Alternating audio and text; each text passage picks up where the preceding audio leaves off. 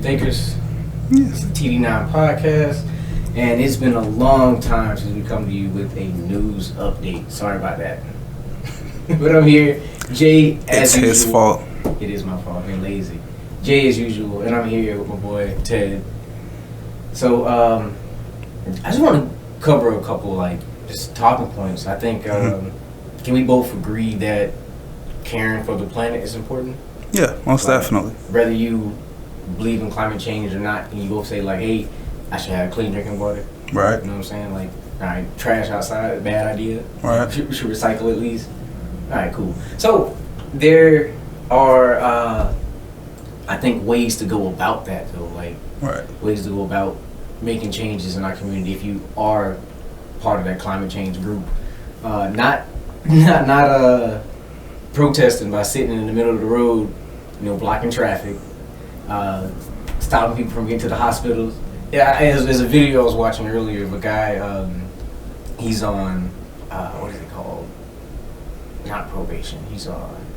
Oh, parole. Yeah, he's on parole. Yeah. He's trying to get to work, and if you don't, what is it? If you late or you get messed up, you go back to jail. You have to finish your time. Yeah. Yeah. I mean, he's trying. So should he go back to jail or prison or whatever? Nah, he shouldn't, because that's a situation that's outside his control.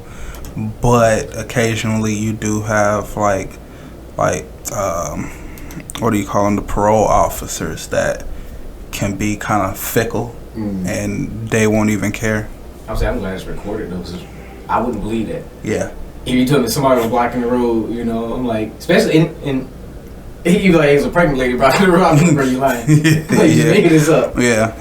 I want to show you the video real quick. It's crazy. Mm-hmm. But I'm on.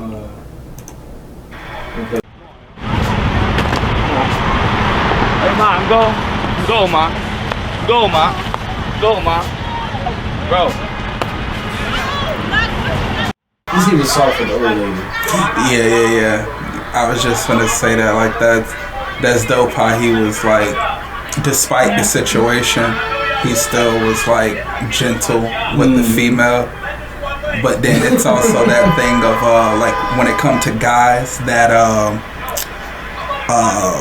Jordan Peterson talks about it, where he says that level of violence that is just below the surface of any interaction between two males, and you can see that right there. You gotta do backpack. Yeah, it just snatched it. On the ground here, pregnant. Yes, on the ground in the freeway, girl.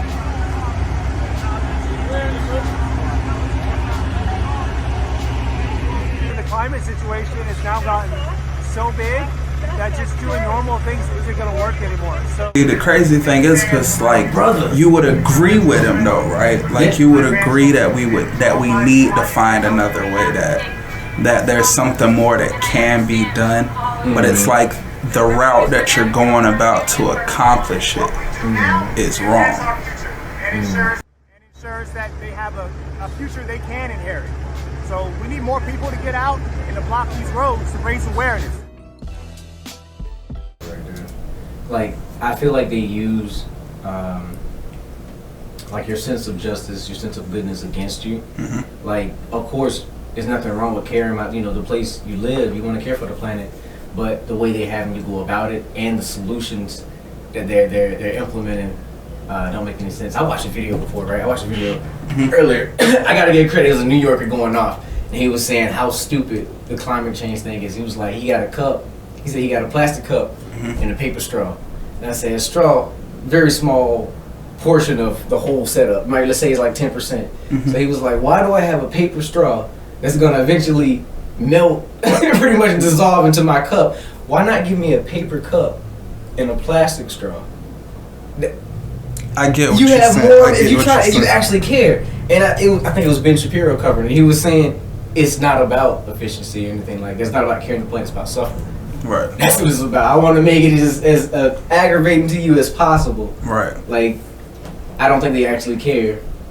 Well, nah. It's hard to really say that they do care, because it's we were talking about it earlier. If you do that call back to the Palestine, Ohio event, that was the perfect time. Oh yeah, train derailment. Yeah. I posted that in there too. Yeah, like that was the perfect time for all of the so-called climate change awareness people, all the go green and all of that extra stuff. That would have been the perfect time for them to not just show up, but to actually do something, like in the community, do something for the planet Earth, for the people that were legitimately suffering because of this, not being inconvenienced by sitting in the middle of the road. Yeah. And this was a genuine emergency. Yeah. Right in there. Like with climate change, you know, they're saying like, oh, in 50 years, in 5 years. Like there's articles from like the 90s saying like, hey, in 2000 we're gonna be underwater. Yeah. You know, so it's kind of hard to judge that. But you know, they give me this wide time. But I'm like, the train derailment, there's chemicals flowing in the water right now. So it's like, why not step out and protest and bring attention to that? But not even saying some of the people who doing it don't care about the planet. It's just like, what, you're complaining about the wrong thing. Yeah, like there's a better way to go about it. Yeah. And like even on that flip side, so it's not like we're just riding them this entire time. When it comes to the establishment, like we all know that like this whole thing with petrol, with oil and all of that stuff, that it's really a money thing, because like realistically, if you listen to people like Dr. Stephen Greer, Bob Lazar, you know what I'm saying, Alex Jones, like they've talked about stuff like 0 point energy and stuff like that for years now, and we have access to it, so we can completely bypass the whole notion of nuclear energy. You know what I'm saying? We don't even have to focus on that, because like, and even in that's a cleaner, safer, more realistic thing. You know what I'm saying? But then the problem with that is people are stupid, and then it kind of is like when you add in that human factor, nuclear energy is kind of like, because people are stupid. You know what I'm saying? Like when you think about attacks on the power grid, well, that would be attack on the nuclear grid. Yeah. When you think about EMPs and stuff like that, well, that could potentially cause like a nuclear fallout, like multiple scores higher than Chernobyl. You know what I'm saying? But then when you think about 0 point energy, or if you think about stuff just on a more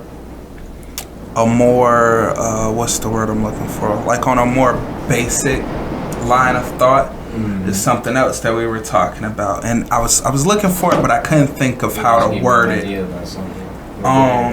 So like again, something that we were talking about not too long ago. So we live here in Florida. Florida is known as the Sunshine State. Okay, solar panels. You know what I'm saying? Large solar panels, and figure out a way to incorporate that into everyday society. I remember you mentioned buildings, like new construction buildings, new businesses, new homes and stuff like that. When they're built, it is automatically integrated into the infrastructure of that building. Yeah. That solar panels and stuff be added to it.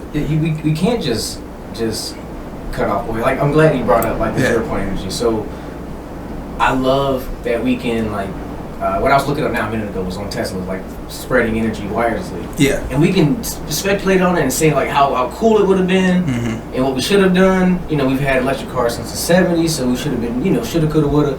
But it's not. You know what I'm saying? Like, I just woke up, and this is how the world works. Right. So I'm like, whether we like it or not, it runs on oil. Right. So, and not just the U.S., you know, the world runs on oil. So if we're going to transition to something else, you can't just turn it off. You can't just turn it off. Right. So like what you was getting at before, the better way to implement it is don't put all your eggs in one basket. You know, you're going to have, from now on, let's say we implement laws that every new building has solar panels on them. Instead of cutting down trees, which don't make any sense, you're gonna cut down trees to put, farming sunlight. Put them on top of buildings. Make parking garages where, I seen it at like some amusement parks where it's like. Where they have like it's like almost like a sun blocker. I was gonna say like an awning. Like an awning. Same difference. Though, and it's like over the top and it blocks out the sun, but also is capturing sunlight, so that way it powers the park as well. Right. And then you can keep your car at least a little bit cool. Right. So that should be a thing. So what about that, or adding it to existing buildings? So even if we're still using oil, let's say hypothetically we only have 100 years worth of oil left. Mm-hmm. If we're adding in solar and wind and everything else, you can cut that down or extend that time frame. By that time, if it gave us 200 years, we'll find something new. Yeah. And we'll cut down on destroying the climate. And like, it's not a far stretch. Like, it really is realistic. Cause like, for example, I was just talking to a lady Thursday or Friday, and she works for a solar company. We're actually going to be interviewing her at the beginning of October. And she was talking about how the company that she works for was essentially bought out by another company. Mm-hmm. And the sad part or unfortunate part of that has to do with the downsizing that comes. But the reason why I bring that up is because, like, well, if you think about the fact that people rely on what's it called, like Lakeland Electric, Tico and stuff like that, mm-hmm. they would try to use that to make the excuse of, oh, well, you're gonna force these people out of jobs if you make that change. And it's like, well, a solution to that would be to take those same people mm-hmm. and train them there you go. in like the new business. That way you don't have it to can be fight. An extension. Yeah, like the solar part. Right. You know what I'm saying? Make it that extension. Get them certified and stuff like that. They're gonna need and and slowly but surely, as it's being integrated in over time, you can make whatever necessary transitions that need to happen in order to make it work. Exactly. And in the same on that same vein, when you look at places like, I think it's like Kansas and Arkansas and stuff like that, or places that have like tornadoes and whatnot, mm-hmm. or so, like the reason I bring them up is because they have high winds, you know mm-hmm. what I'm saying? And then we know that there are like wind turbine fields and stuff like that. Yeah. But again, to piggyback on what we were just saying, in their buildings and their architecture and stuff like that, implement the turbines automatically into the blueprint of whatever you're making. Yeah. Same thing with places that are close to moving bodies of water. Same thing like New York, Maine, California, the western coast of Washington State. Mm-hmm. You know what I'm saying? Making energy from the tides. Right. Yeah, like there's a I should have looked her up before this conversation. I wish we had a Jamie like Joe Rogan, but there's a lady, I wish I could remember her name. But it's like I was telling you, she created these. They're almost like tubes or whatever that have like boat propellers type mm-hmm. of thing inside of them, and so as the tide is swaying back and forth, it's causing the turbines to rotate, generating electricity. You know what I'm saying? That's another thing. Like that's another way of incorporating clean, pure, renewable energy kinetic turbines. Okay, but that's another way of incorporating clean, renewable energy. Operating rivers, man-made channels. Right. Okay, waters, facts. Ocean currents. Yeah. All right, yeah, let's check it out. Check one out.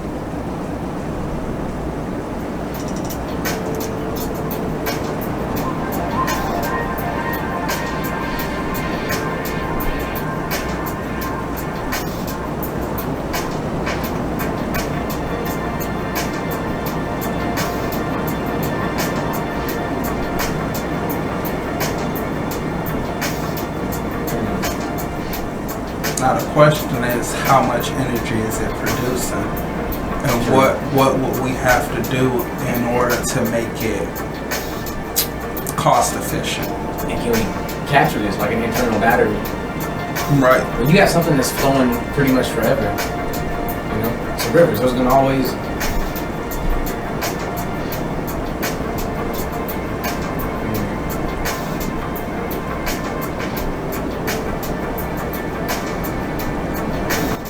I would have to look into that more, like how much. But even still, if it's just for households or neighborhoods in an area, it's cutting down from.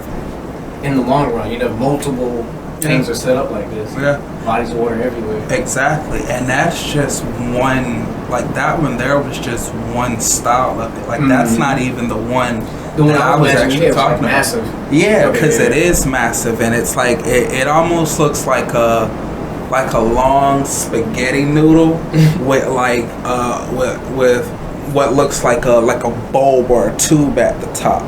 And the reason why it has like that bulb at the end would be where the turbines would be. Gotcha. And then the energy, the kinetic energy would flow down the tendrils or the copper wiring or whatever they use in order to do that energy transfer, and work its way towards whatever main battery source that they would use to send it into the surrounding like community. You know, so you got a combination of, and then there's also geothermal, like natural, like hot areas in the earth. I was looking into that before.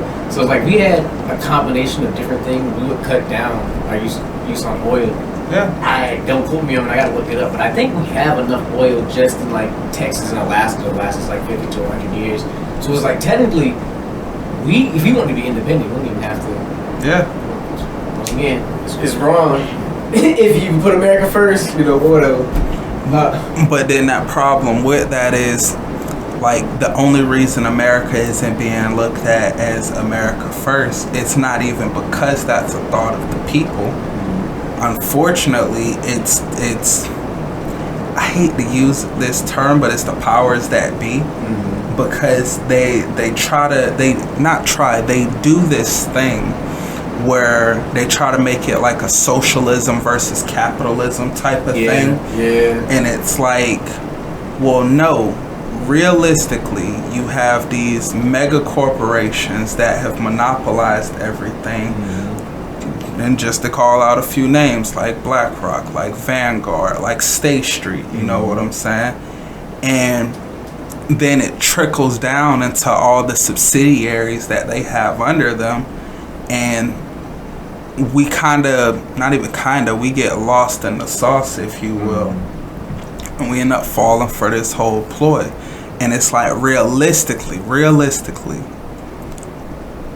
a successful nation can be a free market capitalistic society while still implementing certain basic socialist ideas, like free clean energy for the people, because that would still provide jobs that would pay. You know what I'm saying? Because the different type of contracts that would need to be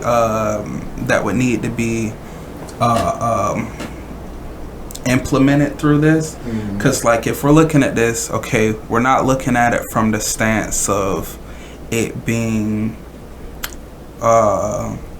a government funded thing, or would we look at it as being a government funded thing? Yeah, it could be both, as in it could start off government funded, but I guarantee people will pick up, because if I knew how to make like turbines in the river, why would I not make that and start selling them my own? Especially if I knew you lived in the area, so if I knew how to make solar panels or anything like that, I'm marketing that myself. You know, I'm trying to sell those. I might have a better design, and that's what I mean. If we got into something, again, hindsight, but if we got into something earlier, the technology is just going to keep growing from there. Yeah. You know? Ways to make it more efficient. Matter of fact, I looked it up before. Solar panels, I believe, are only like 20% efficient compared to natural gas, which is like 60.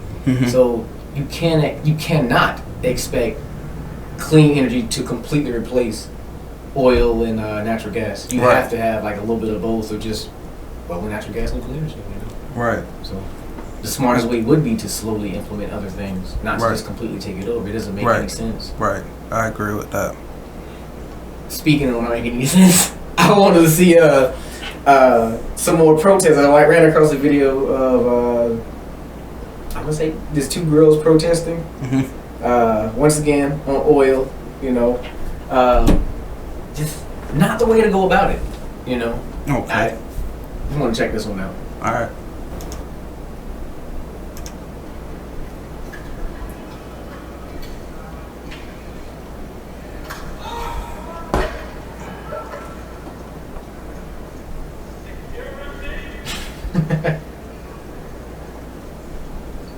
Not for nothing. You said 2 girls. I actually thought Jit with the black hair was a guy.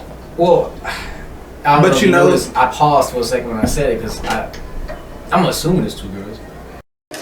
What is worth more, art or life?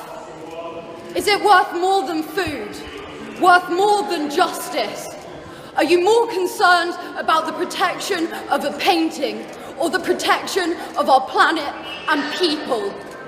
The cost of living crisis is part of the cost of oil crisis. Fuel is unaffordable to millions of cold, hungry families. They can't even afford to heat a tin of soup. Meanwhile, crops are failing. Millions of people are dying in monsoons, wildfires, and severe drought. We cannot afford new oil and gas. It is going to take everything we know and love. I wonder what would be fast enough for them. Like, let's say we implemented the changes we talked about a minute ago, and it took 15 to 20 years to actually see. Matter of fact, I think when you get solar panels, they say you have to have them for at least 10 years to see a difference. So let's say we did this, you know, I won't say globally, at least in the U.S., and it took 15 to 20 years to see any difference or any effect in the climate. Would that be fast enough for them? Right. I'm curious about that.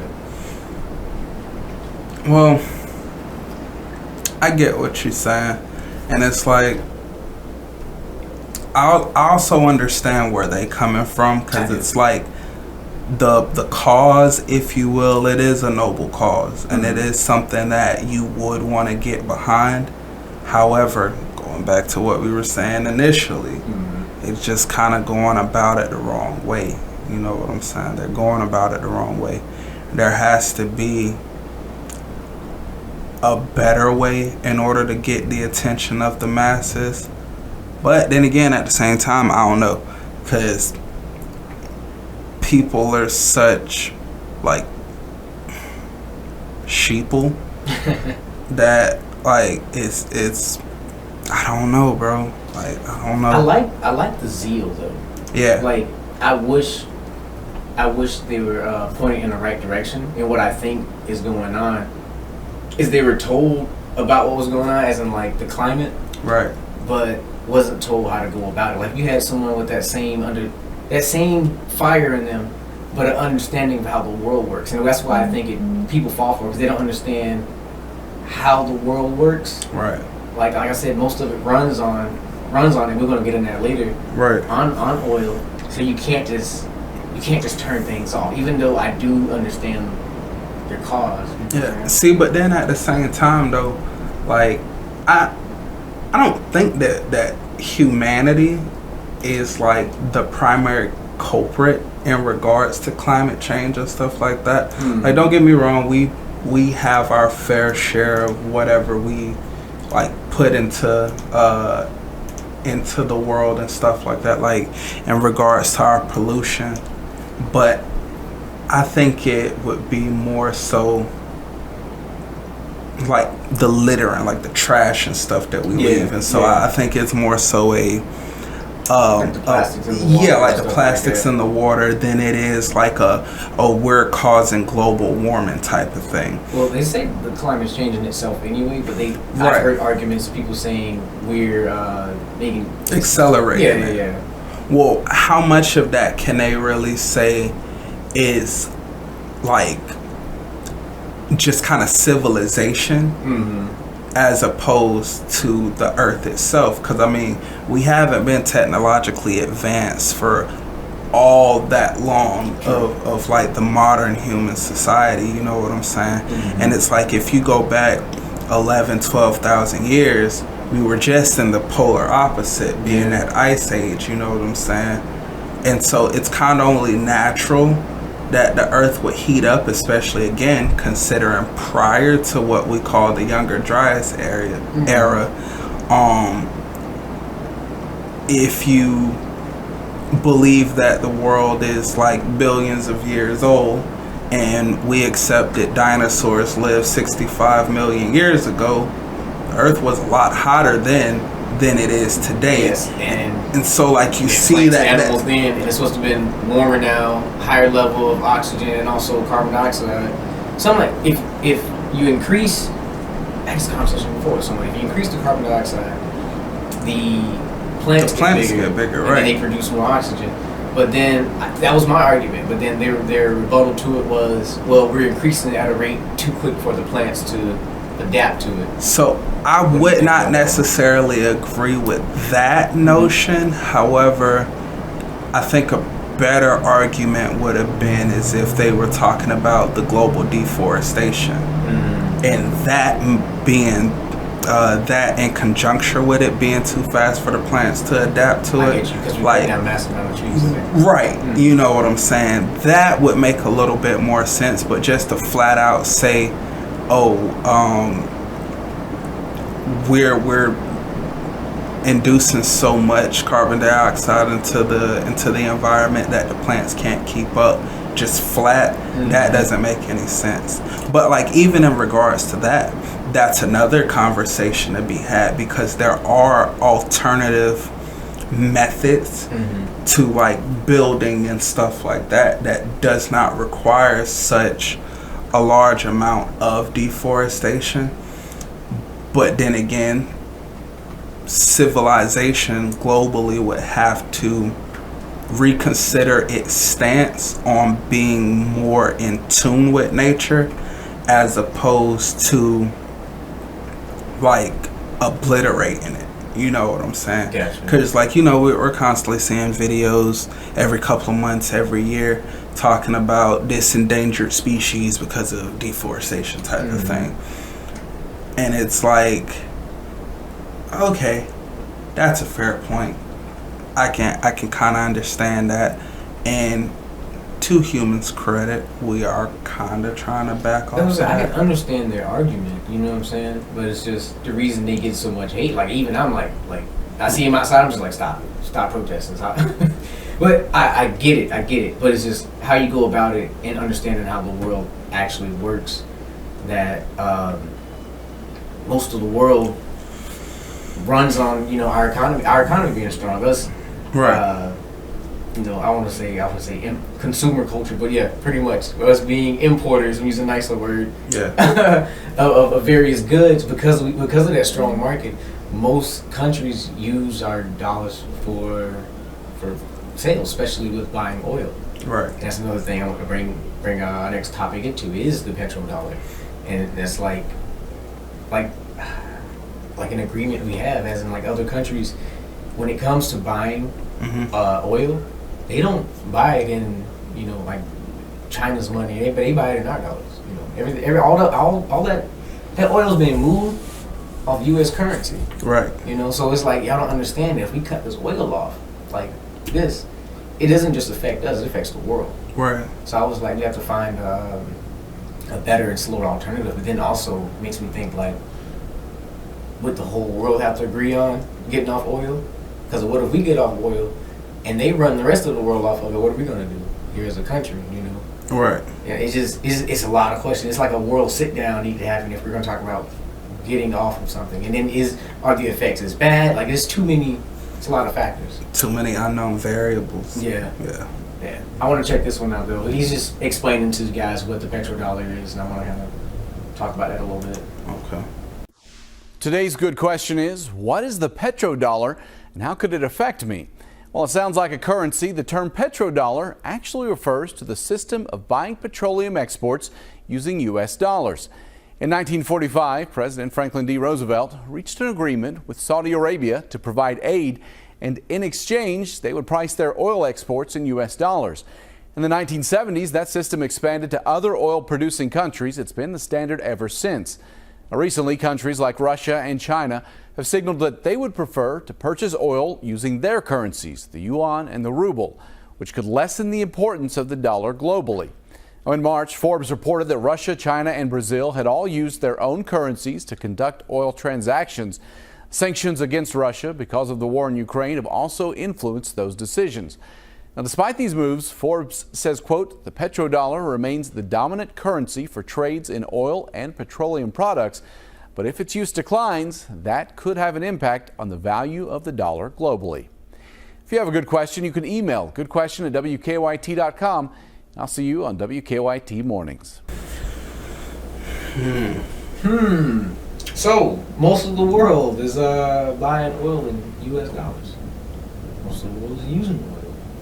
While we're cutting ours off. How much longer is the U.S. dollar actually gonna remain? Is it valuable? Yeah, cause we gotta remember it was not too long ago that Saudi Arabia kind of gave America the middle finger, and they're dealing with the B.R.I.C.S alliance. Yeah, that's. And then even before that, if you go back to 2017, 2019-ish era, already 130 plus countries had stopped using the U.S. dollar. And so it's the petrodollar, the U.S. dollar is the world's top currency right now. But what about what B.R.I.C.S is trying to do in their attempt to overthrow the U.S. dollar as the world's top currency? Yeah. You know what I'm saying? You guys who don't know, B.R.I.C.S is B.R.I.C.S. It's Brazil, Russia, India, China, and South Africa. Pretty much an alliance between those two. Well, I said two. Between those groups. But they're having a meeting actually soon, I believe on the 22nd. And bring up this very topic of what if they stop using U.S. dollars as the main currency? If they use China's, I forgot the yuan. Yeah, that was a big consideration. Like they switching over there, and we don't understand that if most of the world. Matter of fact, let me back it up. What makes something valuable is because it's rare. You know, even when it comes to diamonds, we know there's a ton of them actually, and they control the market by releasing only a certain amount per year. That's why U.S. dollars are normally valuable, because we print a certain amount per year. So you understand when you have somebody in office who's telling you to print more than you normally do, the value of it goes down. So you see the inflation we're dealing with now with printing more and more money, over $40 billion to Ukraine. So we're starving here. But you have other countries who decide to not use our money anymore to purchase oil. Where do you think that money goes to? All of that money comes rushing back here. If it's too much money in circulation, the value of it goes down. And that's what's going to be discussed in the next B.R.I.C.S meeting. And it goes down because it drives inflation up through the roof. I don't think we really realize that, we are so close on the cusp of a repeat of 1929. You know what I'm saying, with the Great Depression. Ooh. Okay, so speaking of that, we just pushed back our debt to 2025. So I don't think most people know that one, that we're almost defaulted on our debt, and they decided to push it back to 2025. Now, mind you, the election is in November 2024. So once again, it doesn't matter whoever gets into office.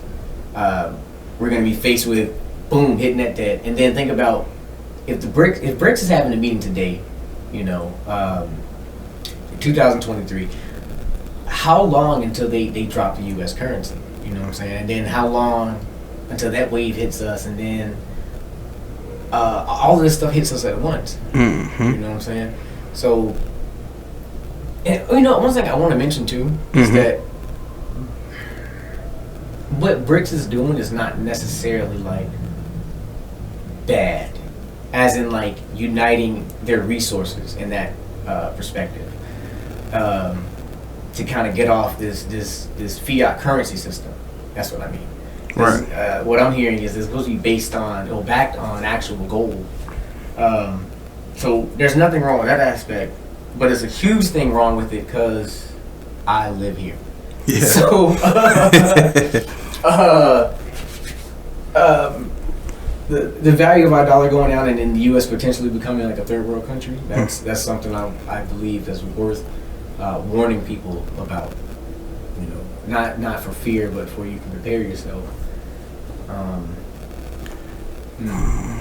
Oh, did you know B.R.I.C.S is accepting applications? I think you mentioned it, but I did not know what it was. B.R.I.C.S is actually accepting applications in Venezuela. Is one of the main people, asking for permission to get in, and I believe Venezuela has the largest oil deposits. And then think again, you have, Russia has oil, Russia has natural gas, China's the biggest producer, and then China's trying to take over with Taiwan. So if they get the microprocessors and the bigger chips and the natural gas. See, and that's kind of what I was looking at. So I was thinking about how we were talking about B.R.I.C.S and the moves that they're trying to make, and like them considering to cut the U.S. dollar, how that would affect like the global economy. And so that led me to look at like the GDP of each nation. You know what I'm saying? And so one of the things that I had found was the top 10 largest economies in the world for 2023 according to Forbes India. And they were saying that number one ranked in the world is the United States of America, of course, with the GDP of 26,854 billion, with a GDP per capita of 80.03 thousand. Then after us, you have China at 19,374 billion, with a GDP per capita of 13.72. And then after them, you have Japan at 4,410 billion, with a capita of 35.39. And then after them, at number 4, you got Germany with 4,309 billion, with a per capita of 51.38. And then number 5, just to kind of look at the top 5, Okay. you got 3,750 billion with a per capita of 2.6. And so as you kind of look at it, 3 out of the 5 are part of the G7. You know what I'm saying? Whereas the number 2 and the number 5 are a part of B.R.I.C.S. And so you almost got to wonder how much that would affect like the global stage or the global economy. It's split. Yeah. Yeah. It's split, but it's still kind of teetering a little more towards the G7 side or towards NATO's side. Because if you were to just continue down and you look at the overall 10, out of all 10, when it comes to the B.R.I.C.S alliance, you only got China, India, and Brazil. All the rest of the countries are all G7 and NATO. You know what I'm saying? And so, like, I really wonder how that would play out. or like what economists have to say in regards to this. Well, something I seen earlier, the link before. So I mentioned Venezuela, and it is Bolivia. Bolivia is right next to Brazil. Boom. They want to join too. So, and they also have the world's largest lithium deposit. Join BRICS? BRICS. So, boom, you got the oil, you have lithium, and then depending on the article, I've ran across some that said 30, and some that I've seen all the way up to 44 different nations are interested in joining BRICS. Oh yeah, a large majority of those are coming out of Africa. I was just about to say that. Yeah. I was just about to say that. So Now China's that already, makes it tricky though. China's already been taking over. The smaller Africa. countries add up.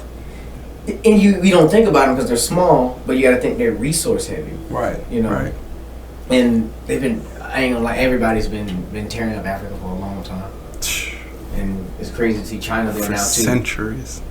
It just doesn't stop. It fuels. Africa literally fuels the world. Yeah. Right here it is an article saying approximately 30 to 40 countries worldwide. Just to list a few: Cuba, Egypt, Ethiopia, Iran, Mexico, Turkey. Just they're considering joining BRICS. I wonder on what level of alliance. You know, is it just economic?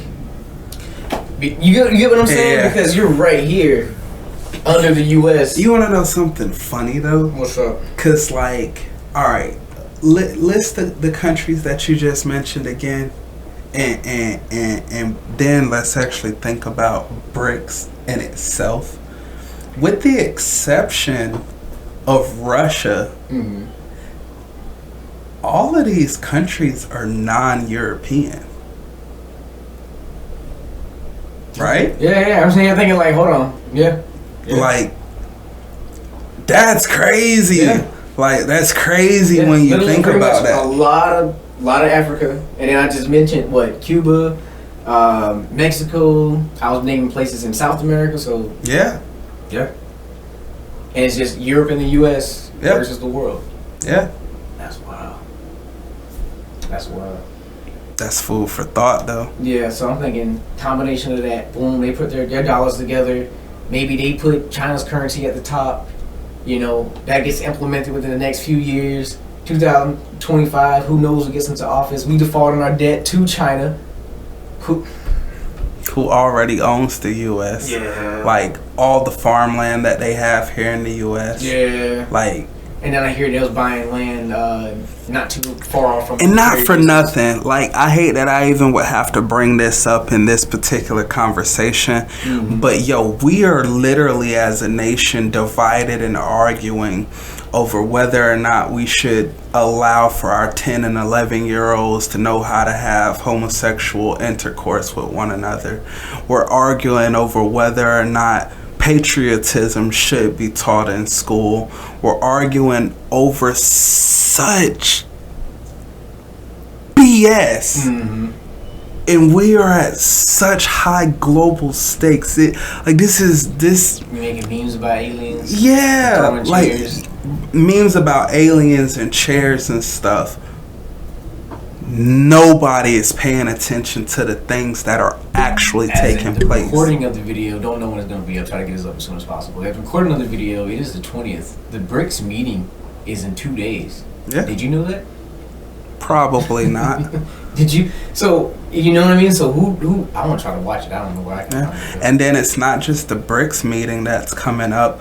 There's also supposed to be a White House press meeting, I believe around the 26th, could be a little bit earlier, in reference to the Fed coin.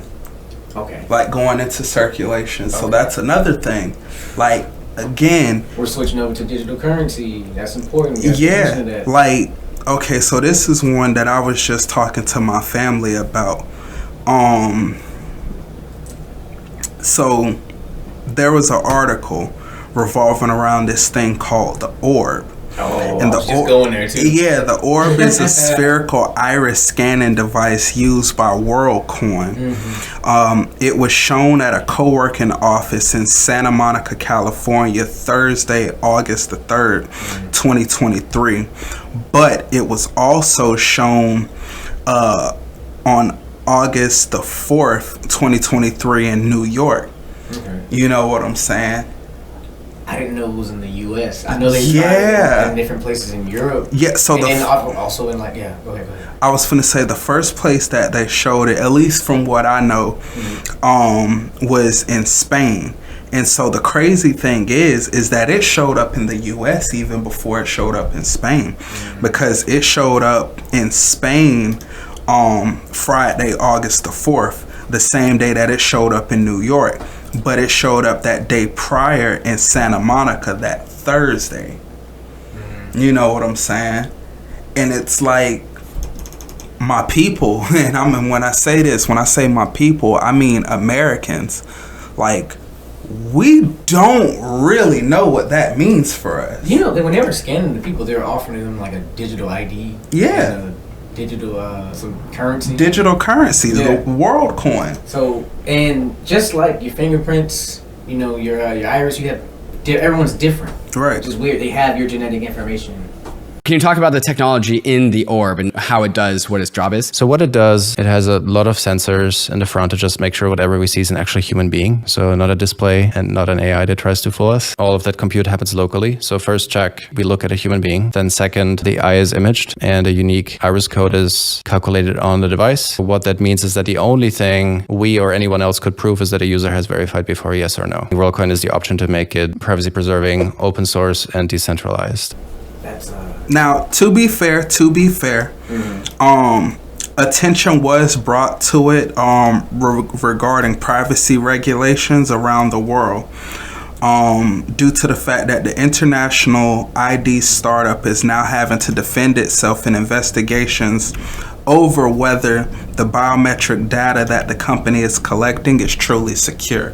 So, like, that's one thing, but like still at the same time, how many Americans actually even know that this is stateside on both our east and west coast? I just thought about something that could blow your mind, right? And I'm gonna take a long tangent to get there. Okay. So, all right, and I'm gonna go a little bit into the Bible. All right, so you know how the society puts people in our faces who are the worst among us, and they tell us that they're the best. When you were a little kid, you probably thought that like Bill Gates created the internet, and then when you get older, you understand like, oh, he made the Microsoft. I mean, he made Microsoft, and then the operating system like Windows and stuff. You know, so then when you get older, you do more research. He was like, okay, he was working with the group, it was a team, someone else, and there's like some shady stuff going on. He stole a lot of what he did, so it was just like, okay, so he's a fraud. All right, cool. Well, not cool, but you get it. And then they show you how bad Africa is, for example. You know, their disease and this and that. And then you have Bill Gates come with his jabs, call them that.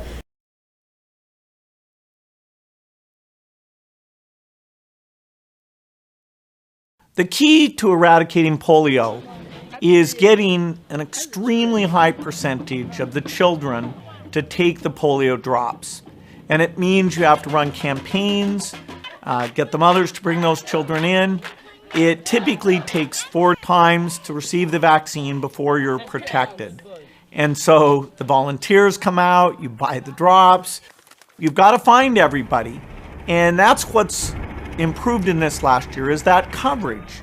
Getting every family, the poorest, the most rural, the family that moves around, finding them, and so that the virus has no place to go because the kids are so protected. And, you know, to save the world, but in real life, you know, I can link articles to their things being linked to polio there.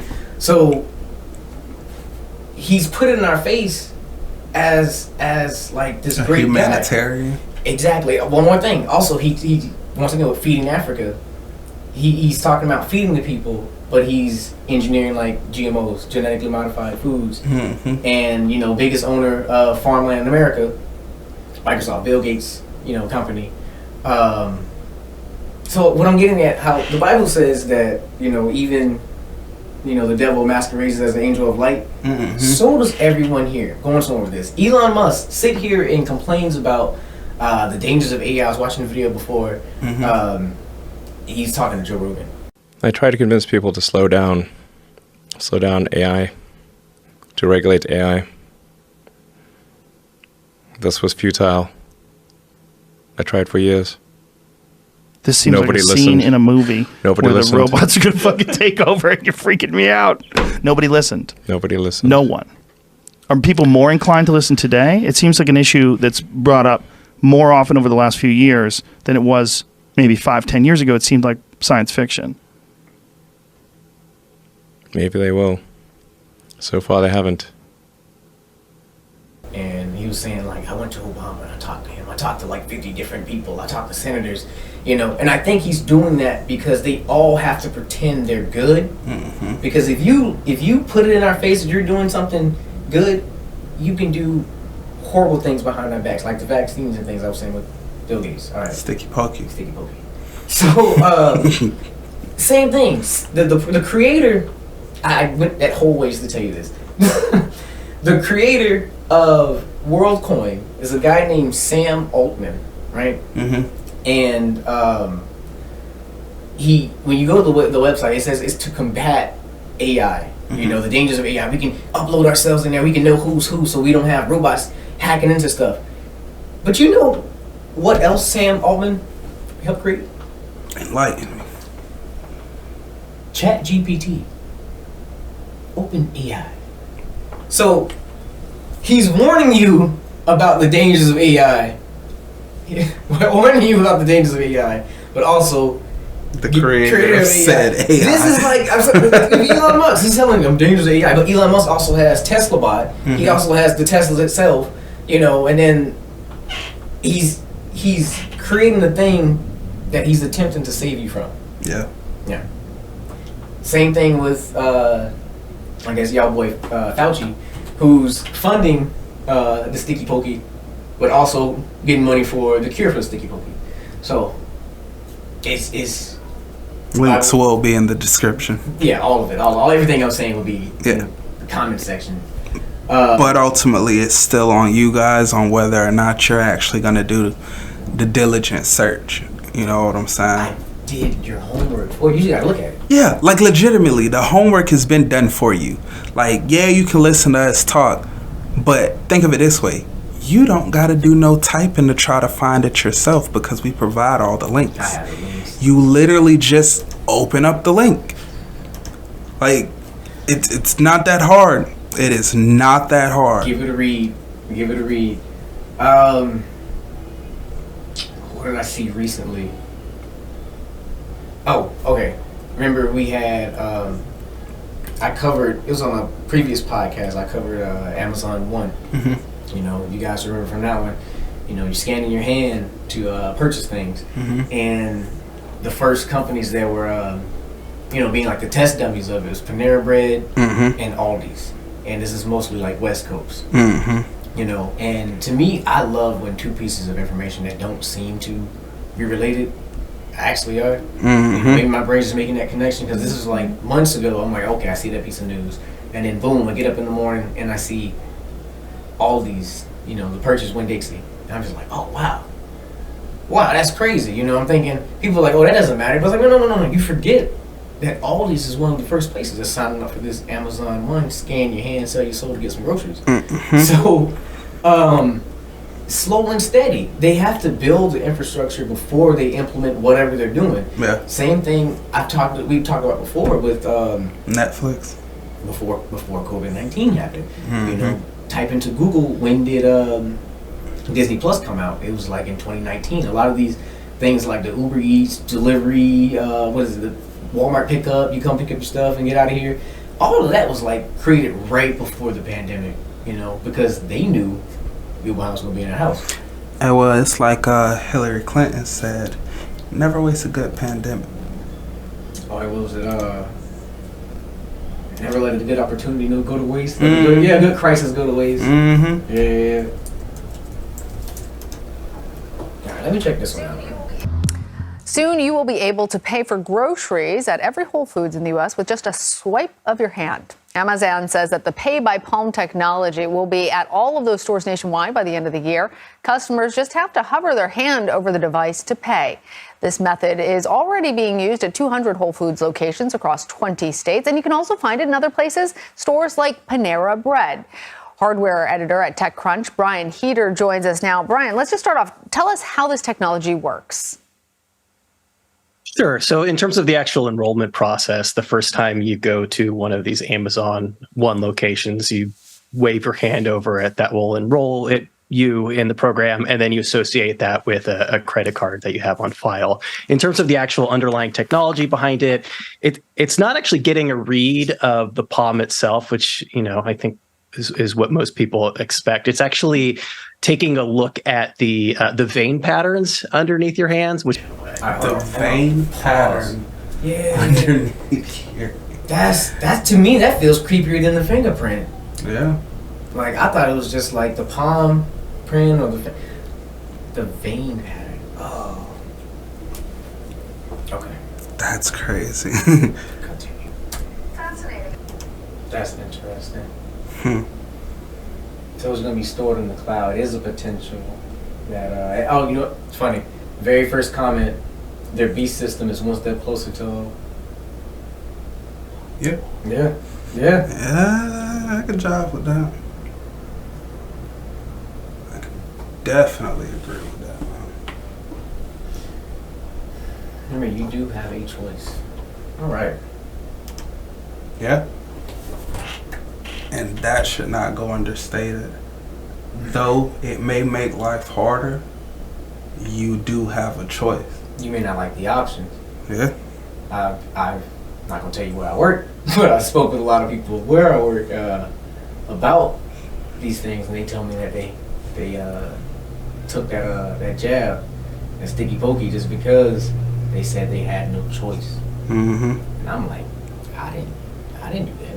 Yeah. We both in the same spot, so I don't. And not just them, but like I know people like particularly close to me who told me the exact same thing. Like they didn't have a choice, and I'm like, but that's unconstitutional. And they were like, but I didn't have a choice. Like it was like they were like, I was gonna lose my job if I didn't. And right now it's hard to find another job. It's hard when you got this pandemic going on and people ain't hiring. And it's like, yeah, I feel you, I understand, but there's always a choice. Yeah, you might not like know what I'm saying? Yeah, there's always a choice. But especially if you're coming to me and we're talking about it from a Christian perspective, I expect you at least know what's going on. Like, I don't know, it's not fall for it, but then again, yeah. See, talking about it from a Christian perspective, though, that in itself kind of changes the paradigm, because like you got a lot of churches that were incentivizing or coercing their congregations into getting it, because they were talking about what would you say, that they were coming at it from the stance of, oh well, we know that this ain't the mark of the beast. Not saying that it is, but we know that it's not the mark of the beast, because Christ is gonna call his bride, is gonna call his church up to meet him before stuff hit the fan. But then it's like, who says that the rapture is actually gonna occur? Before. Go ahead. Well, the term rapture, though it's not in scripture, what people mean by it is that before the 3.5 years of bull crap going on, that the church is supposed to be taken from the situation. You know what I'm saying? And though, yeah, you kind of got like 3 camps, because you got the pre-tribulation rapture Christians, you got the mid-tribulation rapture Christians, and then you got the post-tribulation rapture Christians, which I guess if we are gonna stick with the term rapture, I would more so fall into that camp, just because the latter, that after all the buffale, and that would actually be because of scripture, because a lot of people like to try to talk about how because Revelations 20 is actually the answer.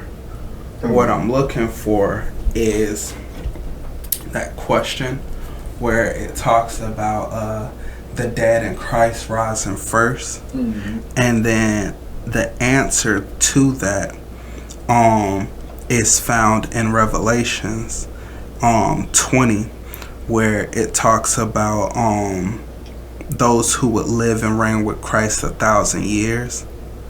Those are the dead in Christ. Okay. So when it said dead in Christ, you like, who was that? People who were slain, people who, did this or that? Yeah. You have to answer. Yeah, because it says, and I saw the souls of them that were beheaded for the witness of Christ and for the word of God, and which had not worshipped the beast, neither his image, neither had received his mark upon their forehead or in their hand. And they lived and reigned with Christ 1,000 years. But the rest of the dead lived not again until the 1,000 years were finished. This is the first resurrection.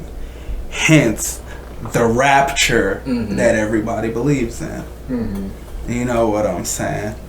So that right there, it should tell you that the beast system was already out. Right. Before. Yeah, it was already here. Believers were still here. There is no such thing as us being raptured up before it happening, because it says it right here in Revelations 20. The churches, even if, what I think was wrong with the churches, even if they understood that it wasn't the mark of the beast, that doesn't mean you go for it. Right. And it's sad I gotta bring up the story, but it reminded me of the Tuskegee experiment. Yeah. That's what it reminds me of. Yeah. As in, like, it just sounds too good to be true. Usually there's no such thing as a free lunch. Yeah. You start offering me free things, I'm just kind of skeptical, like, U.S. government doesn't offer anything free. Yeah, and it's wild that you even draw that analogy to it being the Tuskegee experiment, considering what the 850 people like last month, I think it was, that died, or within like a 3-month time span. It was a short period of time that about, if not a little more, about 850 people dropped dead. And the correlation between all of them is that they had these blood clots that had then grown to these long like tendrils inside of them. And nobody wants to admit what's the one thing that all these people had in common. I don't know. There's just people from different culture groups, race,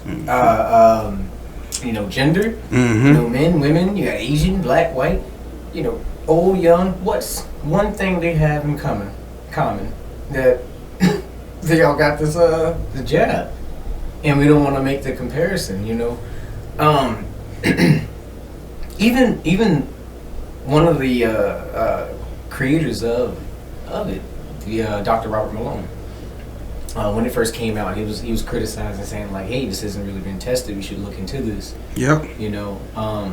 And the media called him a conspiracy theorist. Yeah. So I was just like, it doesn't matter who you are if they got to get their agenda across.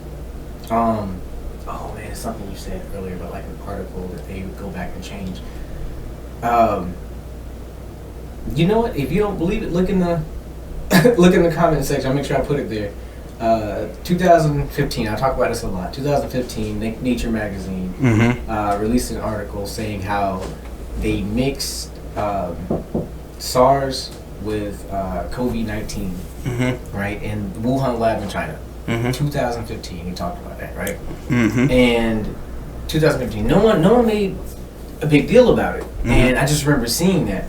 So then when this came out, what was the first thing? Whether you like the guy or not, Trump said, hey, this came from China.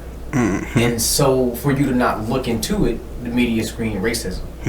But like I said, this article's already there saying that. But when you go back to the article now in 2023, it'll say like, oh, this isn't accurate, or this can't be used to justify. But I was like, if we would have just ignored what the media was saying about racism and actually look into what they were saying, we would have found out that they were doing this testing in the Wuhan lab in China. You know, such things as coincidences, man. In 2015. And then you could have did some more digging and found out Fauci's group is funding the research until what is it? Gain of function. Gain of function research. Yep.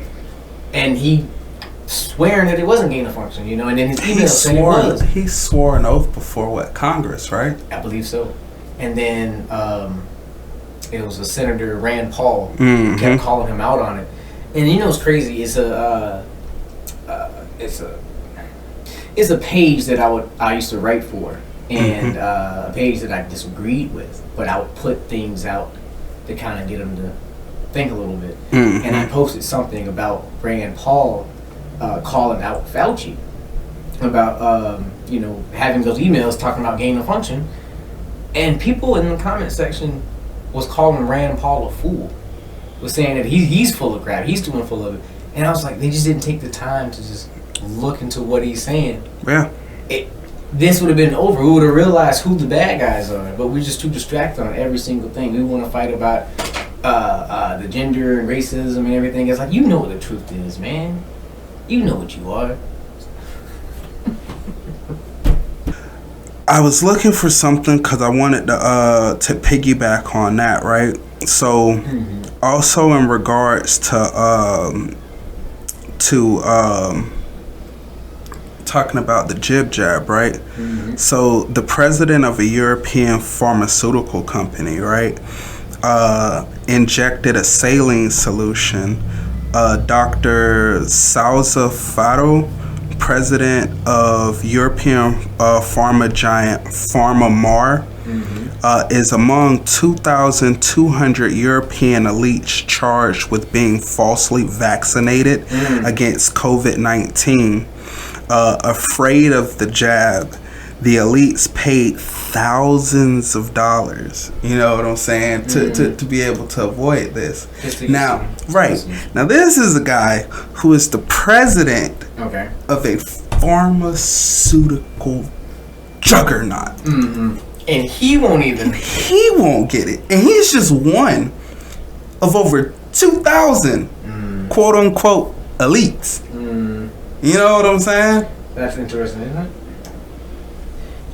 Like, that is ridiculous, bro. Like, that is ridiculous. Most of these elites telling us to get the vaccine are not vaccinating themselves. I seen a video, I wish I had time to find it now, I probably posted it. Seen a video where people literally, I don't want to say in Congress, but they're telling us to take in, who was it, the governor of Michigan? It was something like that. She was telling us to take in immigrants. But it's like, all of you up here make over $100,000 more than most Americans. How many immigrants you took in this month? Right. But you telling everyday Americans to take in strangers?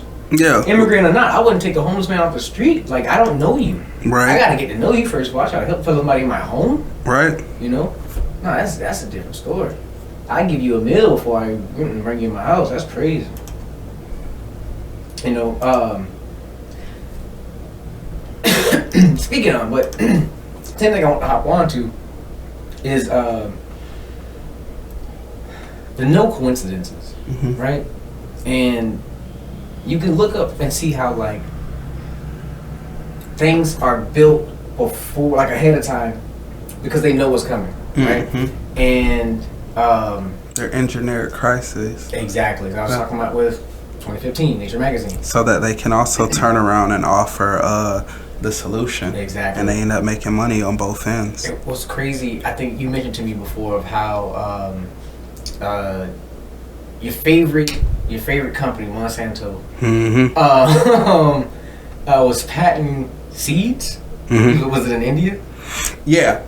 I don't remember what the doctor's name was. My father was the one that sent me the link to the lady. But yeah, 100% what you were talking about. This past year, back in, I think it was April, is Earth Day, right? So this past April, during or whenever Earth Day is, there was like a, what would you call it? There was like a meeting, if you will, and they were talking about all of this different stuff revolving around the earth and seeds and how we can try to get back on a natural route. And the lady was talking about like an esteemed freaking doctor. Like, I'll make sure that I'll have all her links and stuff like that. Like, even to the video that I had watched, I'll make sure that all of that is provided, so it's in the description. But she was talking about how India had made it, well, not India specifically, but Monsanto working through India made it illegal to like keep seeds because the seeds that they provided were genetically modified seeds, so they had patents for them. And because of that, the quote unquote intellectual properties surrounding that genetically modified seed made it no longer natural. And so that made it possible for them to make laws like that. Because like, had they remained in their neutral, natural state, it's a product of Mother Nature. And so you can't patent it, which means you can't really put a law on it to tell people, or to tell farmers more specifically, that, hey, you can't save seed. That's crazy. I've seen like articles where the seeds from one farmland blows into another farmer's, and Monsanto was suing them, saying they stole their property because they manufactured those seeds. And because they're like genetically modified, they don't like reseed each year. You have to buy more and more Monsanto seeds. And let me get something straight. Like, I like I'm gonna call it small scale farm, and there's nothing wrong with a natural hybridization that happens in nature, you know, of two related plants. You know, you might have two different corns or tomatoes or whatever, that's fine. The problem we have with the genetically modified things is when you take the gene, for instance, that keeps you from like freezing in like ice cold waters, that's in like a salmon, and you take that gene out and you put it into a tomato, so now I can grow tomatoes during the winter. That's how you get cancer.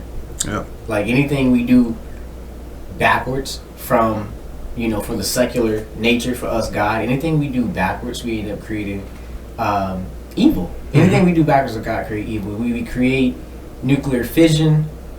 Here on Earth, we rip atoms apart, create energy, and then we do create what? Nuclear waste. Very little, but still nuclear waste. The sun, however, you know, God created, boom, fusion atoms together, clean energy. Every time we do something outside the bounds of nature or God, we create evil or just chaos. Right. It's trash. Anyway, but one of that whole tangent just reminded me of cDNA. That's what the seeds remind me of. Complementary DNA. So I don't know what the jab sticky pokey is going to do to you, but we can come up with theories based on facts, right?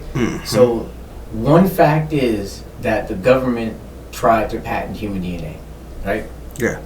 They tried and they failed. Because it's natural. Yeah, you can't patent it. Going back to what we were just saying about the seeds, initially, with this Indian doctor, like she said, there was nothing that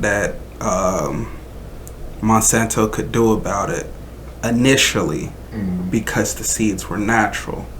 But once they became genetically modified, then it was possible for them to put the patent on it and make it illegal to save seeds.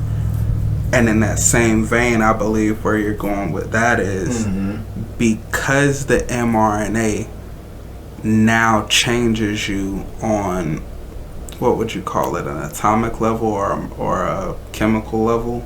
I'm gonna put it this way, right? So there's a patent that lets you're able to patent DNA if it's been modified. In that process, they call complementary DNA or cDNA, right? So I'm gonna go ahead and just read your definition. cDNA is DNA synthesized from a single strand RNA or messenger RNA, right? When scientists want to express a specific protein in the cell that does not normally express that protein, they would transfer the cDNA. So cDNA is pretty much like blueprints, just like regular DNA is like blueprints, but C is man-made. That codes for that protein to the receptor cell. So, 2 facts. They try to patent human DNA. Boom. 3 facts. cDNA is synthetic DNA, and it can be administered through what? mRNA. Now, the theories based on those facts, cDNA, it says what? It says it gets your cells to express a protein that it normally does not. What does this jab get your body to do?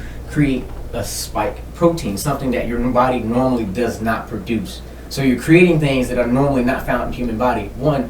And then secondly, how is this cDNA introduced? Through what? mRNA, we just said a second ago. What type of vaccine this was in the very first of its kind? mRNA. Now, to put a disclaimer on it, we are not saying that it will do anything in particular to you. So, YouTube, you cannot demonetize us. Because literally all we're reading is facts. So, fact checkers, you can't come on here trying to block us either. Because all we are providing is facts. I will give you the links. Now, one thing, like he just said, we will provide the links. And so, American and global populace, we implore you, read the information for yourself, become informed, and make your own informed decision. Because, I mean, most of y'all already got it, so there ain't really nothing that can be done now, you know. But, you know, hindsight 2020. At least this way, you kind of know what you actually got yourself into. Well, according to Joe Biden, he says there's going to be another pandemic. We do need more money, but we don't just need more money for vaccines for children eventually. We need more money to plan for the second pandemic. There's going to be another pandemic. We have to think ahead. And that's not something the last outfit did very well. That's something we've been... So, if there is another one... Gates said it too. Don't do it again. Matter of fact, article I'm going to link to right here, it says in 2013, the U.S. Supreme Court ruled that naturally occurring human genes cannot be patented because they are a product of nature, meaning they cannot be claimed as a human invention. But it was also permitted companies to patent based on laboratory reconstruction of human DNA called complementary DNA or cDNA. So I think this may be, this is my speculation, you know, I'm not saying this is fact, that they're trying to find some creepy Black Mirror-esque way to own you. And it's to own you. You know, they can patent that. Oh, that's creepy. That's scary, bro. That's scary. We don't claim to know what it's going to do, but it's just certain amounts of information where it's just like, you should at least say, yeah, that's interesting. And like I said already, we have simply compiled a list of facts, and now it is on you to study these facts, do your own research, cross-reference and other things that you come across, line it up to what we've presented, and make your own informed decision. Cool. I think that's it.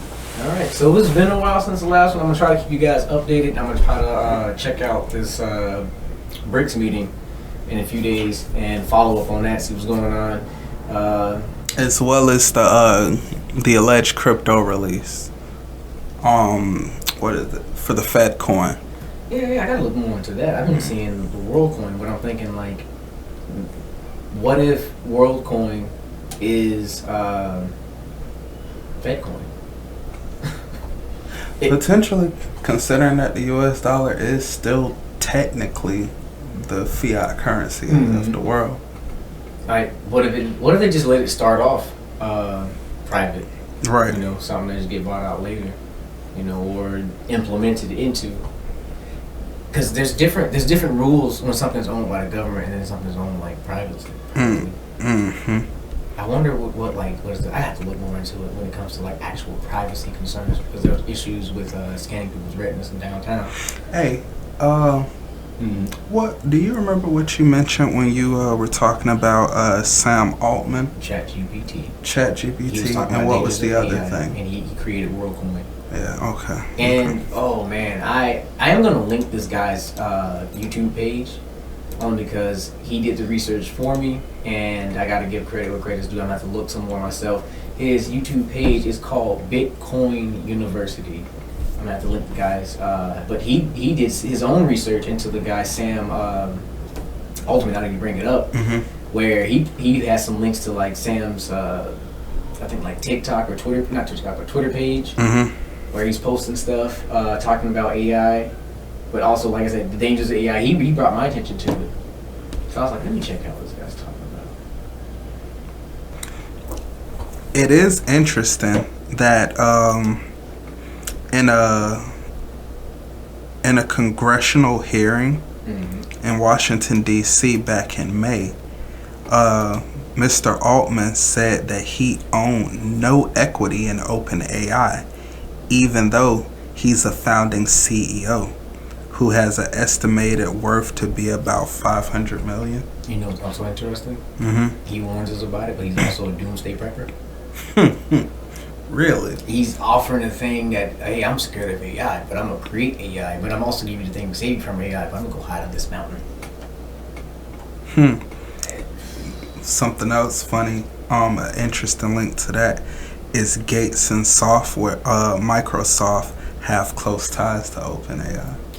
That's what I'm curious about, as in like, what if, I don't know the legal loopholes, what if, WorldCoin is Fedcoin? You know what I'm saying? Like, I don't know. I don't know. That's interesting. Because you could be just like contracted. You know what I mean? Like, what if something like that is not officially government, but you're working with the government? I mean, that's not something that I would say is out of the reach or out of the norm, considering that we deal with the Federal Reserve, and though it has the name Federal, it's not a federal entity. True, so it could be something like that. It's its own thing. Yeah. So it's like, okay, it's not government controlled, but so boom, and then like they can just have access to those servers, to the cloud, like the guy mentioned earlier. So now we have all the information. They can see all your veins for some reason. That is so weird. They know exactly what a jab you. So weird, bro. That is so weird. They're gonna know, because when they had them drones flying and they shooting out cures for people, it's like the X-Men movies and just shooting by just. Oh man. Yeah. Oh man. Dropping cures into people, and so you can't be mutants anymore, man. They're making us like them. Mundane. Oh, that's old. Sam Altman, who poses AI, warned AI poses risk of extinction to humanity, also a doomsday prepper. Hey, but no, BS to the side while you playing. It also makes me think, cause who was it? The World Economic Forum was just talking recently on how they keep talking about the sticky pokey, but then they also keep talking about like trying to get more people to just take it, and then in the same vein, you also got Gates saying that there's gonna be another pandemic coming soon. You got Biden saying that there's gonna be another pandemic, and I say all of that to go back to the World Economic Forum was talking an awful lot about water. They kept mentioning water and how everyone is connected by water. And so, not saying that this is what it is, but just food for thought. Could either the next pandemic come by way of some type of water contamination, or B, could the next sticky pokey come by way of being injected into the water. And like that latter one doesn't seem too far of a reach, considering that the CDC, right, the CDC gave the okay to put mRNA into the GMO food, right? So it's just kind of like small. If you're doing it in the food, why not facts. the water? Yeah, You're already getting everything else in the water. Yeah. What did you say earlier about freaking Trudeau? Justin Trudeau, I think. No, you didn't say about him, but he was talking about the elites lying about the jab. About them receiving it. Yeah. It just made me think about his reaction. He's so fake, bro. That's your favorite Justin Trudeau. He loved blackface. Yeah. He loved black people. he loved black people so much that he just painted himself. Was he one of the people that when they were asked whether or not they actually took the sticky pokey, he gave a vague answer or something like that? No, I'm gonna find it. This man was like, "Whoa, I felt so good. I just felt, ooh." I was just like, "Hold on, bro." And then there's videos people talking about like they was lasting all day with their girl since they got the vax. They just been thinking clear since they had it. They've been saying everything. What, McDonald's giving away Big Macs and stuff for the vax? Oh, like, yeah. Now that one I actually remember. Who was it? It was some politician who was sitting there with his burger and fries talking about it. You can get your free burger and fry too if you take it. Boy, my soul worth a Big Mac. My soul worth a Big Mac. Yo. How much is your soul worth? A Big Mac is a surprise. We know you telling. Yo. Oh my goodness. That's funny. It's sad. Yeah. But it's funny. Gee, Manelli. That makes me wonder, did everyone else get saline solution? Yeah. You gotta sing that too. You know, I was actually talking to a guy not too long ago, and I told him that I had a hypothesis that not everyone actually got the sticky pokey. Yeah. Like, not the real sticky pokey. Yeah. Because how many people are just kind of dropping dead. But then you do got some of those outliers that are just like completely okay. You know what I'm saying? And it's kind of like, well, you can't give everyone the same thing because then it'd be too obvious. It's already obvious now. Right. But if everybody dropped from this... Okay, you tracking me. Exactly. You gave out 3 different ones. We had like the Johnson & Johnson. One of them wasn't the mRNA. Like one of them, I don't remember off the top of my head. One of them was something different. But still same thing, you know, different reactions. So you can't have it tied back to it. And then they sealed, like the records or something for like 50 years. You can't look into the research of it. Which that makes zero sense. Like, I don't even understand how people are just okay with that. Yeah. We should be tearing the streets up. I mean, it's again, it's funny. It's sad, but it's funny. All right, it's funny, but it's sad because like, if people actually did kind of focus on that. It's like you feel like there would be some type of change, like people would demand it, but then again they're throwing so much different stuff in your face that the fact that this is sealed for the next 50 years, that it's not even on the forefront of your mind because of everything else that's going on. Yeah, there's always a new distraction. Right. I said aliens can land on the White House lawn. We're gonna meme it to death. Yeah. But yeah. We try our best to keep you updated as much as possible. like I said, on the B.R.I.C.S thing in a few days, and follow up on any other news. All right. All right. Thanks for sticking with us. It's been fun.